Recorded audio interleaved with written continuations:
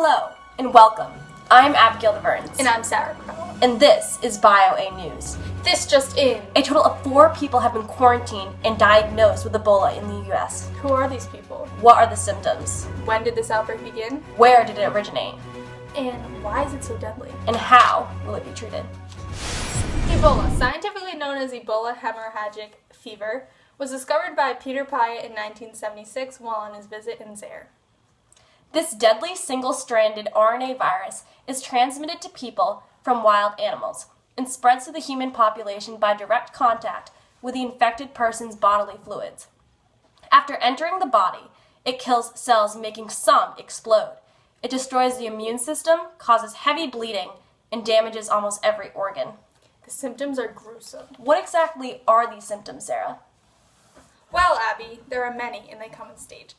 First, you get an unforeseen wave of a fever, headache, fatigue, muscle pains, and sore throat, which is then followed by diarrhea, vomiting, rash, impaired kidney and liver functions, and in some cases, both internal and external bleeding. Wow, I cannot believe that people are suffering through this terrible virus. To make it worse, there are no antiviral medications that have proved effective in treating this virus. So it only can be treated by providing IV fluids and balancing electrolytes, as well as maintaining oxygen levels and replacing blood. This recent outbreak has put America in fear. It originated in West Africa, where it's the worst outbreak of the virus in history. It was brought here by U.S. missionaries that were flown to the U.S. for treatment. The 5 confirmed patients in this country in the last 6 months are Thomas Eric Duncan, Nina Pham, Amber Joy Vinson, Martin Salia, and Craig Spencer. Unfortunately, Thomas Eric Duncan and Martin Salia passed due to Ebola.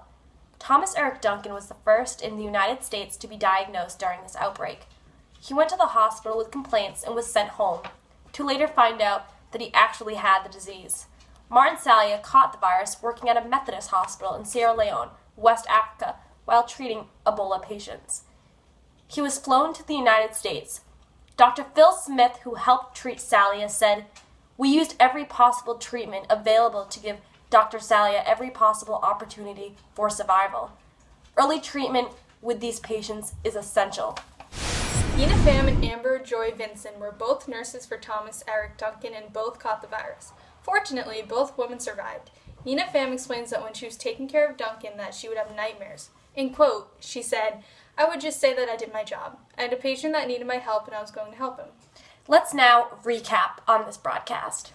Who are the people infected? We learned that in the past 6 months that the United States residents Thomas Eric Duncan, Nina Pham, Amber Joy Vinson, Martin Salia, and Craig Spencer were infected.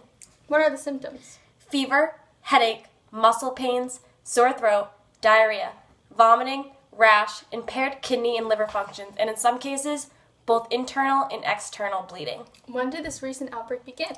It was brought to the U.S. last summer. Where did it originate?